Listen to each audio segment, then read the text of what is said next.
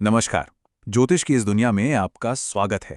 कभी सोचा है कि क्या किसी की किस्मत में राजयोग लिखा हो सकता है? आज हम वैदिक ज्योतिष के सबसे शक्तिशाली ग्रहों में से एक देवगुरु बृहस्पति की बात करने वाले हैं। कहते हैं कि कुंडली में इनकी सही जगह ज्ञान और सम्मान से भरी एक शानदार जिंदगी दे सकती है। तो सवाल यही है, क्या सच में किसी की जन्म कुंडली एक शाही किस्मत यानी एक राजयोग का राज बता सकती है? ज्योतिष तो यही मानता है कि ग्रहों की कुछ खास पोजीशंस ऐसा बिल्कुल कर सकती हैं। तो चलिए साथ मिलकर देखते हैं कि देवगुरु बृहस्पति कैसे किसी की किस्मत को पूरी तरह से बदल सकते हैं। देखिए, ज्योतिष में बृहस्पति सिर्फ एक ग्रह नहीं है, वो देवगुरु हैं, यानी देवताओं के गुरु। उन्हें ज्ञान, सौभाग्य और मान सम्मान का कारक माना जाता है। अगर किसी की कुंडली में बृहस्पति अच्छी जगह पर बैठे हों, तो वो उस इंसान को ज्ञान और समझ के उस लेवल पर ले जा सकते हैं जिसका अंदाजा लगाना भी मुश्किल है। तो अब आते हैं आज के सबसे अहम टॉपिक पर। बृहस्पति से बनने वाले सबसे शक्तिशाली राजयोगों में से एक है हंस महायोग। चलिए इस बेहद खास और शुभ योग को जरा करीब से समझते हैं कि आखिर ये है क्या और बनता कैसे है। हंस महायोग ज्योतिष के 5 सबसे बड़े पंच महापुरुष राजयोगों में से एक है। मतलब ये उन 5 महान योगों में शामिल हैं जो एक राजा जैसी जिंदगी दे सकते हैं। ये तब बनता है जब बृहस्पति कुंडली में एक बहुत ही खास जगह पर होते हैं, और ऐसा कहा जाता है कि जिन लोगों की कुंडली में ये योग होता है वो बहुत ज्ञानी होते हैं और एक शाही जिंदगी जी सकते हैं। लेकिन इतना शक्तिशाली योग बनता कैसे है? इसके लिए 3 शर्तें हैं और तीनों का पूरा होना जरूरी है। पहली शर्त, ये योग सिर्फ और सिर्फ बृहस्पति ही बना सकते हैं। दूसरी शर्त, बृहस्पति को कुंडली के केंद्र भावों में होना चाहिए, यानी पहला, चौथा, 7वां या 10वां घर। और तीसरी शर्त, बृहस्पति का अपनी पसंदीदा राशियों में होना जरूरी है, धनु, मीन या कर्क राशि में। तो चलिए अब एक एक करके इन घरों में इसके असर को समझते हैं। शुरुआत करते हैं जिंदगी के 2 सबसे जरूरी पिलर से।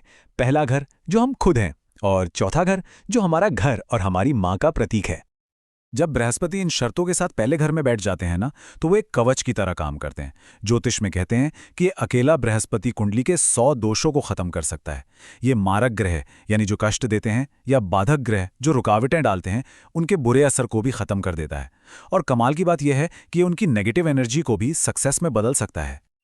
ऐसे लोगों की पर्सनालिटी भी गजब की होती है। उनके पास सिर्फ किताबी ज्ञान नहीं होता, बल्कि दुनिया की गहरी समझ होती है, और ये ज्ञान उनके चेहरे पर, उनके शांत स्वभाव में साफ झलकता है।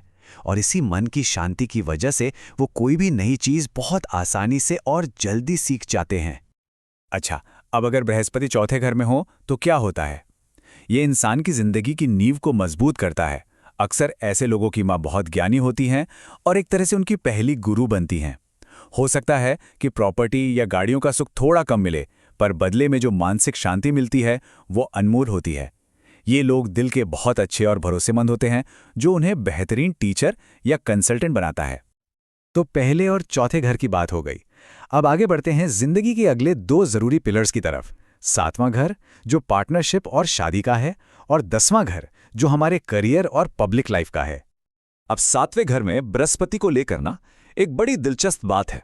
यहां 2 अलग अलग नजरिए देखने को मिलते हैं। लाल किताब ज्योतिष के हिसाब से ऐसे लोग दुनियादारी में थोड़े भोले हो सकते हैं, जिसका लोग फायदा उठा सकते हैं। वहीं दूसरी तरफ वैदिक ज्योतिष कहता है कि ऐसे इंसान का जीवन साथी बहुत भाग्यशाली होता है, और शादी के बाद उसकी तरक्की पार्टनर की किस्मत से होती है। और अब बात करियर के घर की, यानी 10वें घर की। यहां बैठा बृहस्पति एक बुद्धिमान प्रोफेशनल बनाता है।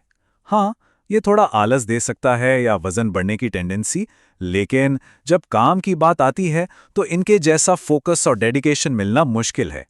ये लोग कंसल्टेंसी, एडवाइजरी या टीचिंग जैसे प्रोफेशन में कमाल करते हैं, जहां ज्ञान लेना और देना ही मुख्य काम हो। अच्छा, हंस योग तो कमाल का है ही, पर बृहस्पति सिर्फ यही एक कमाल नहीं करते, वो कुछ और भी बहुत ही पावरफुल योग बनाते हैं। चलिए जरा उन पर भी एक नजर डालते हैं, जो वाकई में बहुत खास हैं। इनमें से एक है वाक सिद्धि योग। नाम से ही अंदाजा लग रहा होगा। ये तब बनता है जब बृहस्पति और केतु वाणी के घर यानी दूसरे घर में साथ आ जाएं। इसका मतलब जानते हैं क्या होता है? इसका मतलब है कि जो बोल दिया उसके सच होने की ताकत। जी हाँ, बिल्कुल सही सुना। इस व्यक्ति के बोले हुए शब्द भी सच हो जाते हैं। सोचकर देखिए, ये कितनी बड़ी शक्ति है और साथ में कितनी बड़ी जिम्मेदारी भी।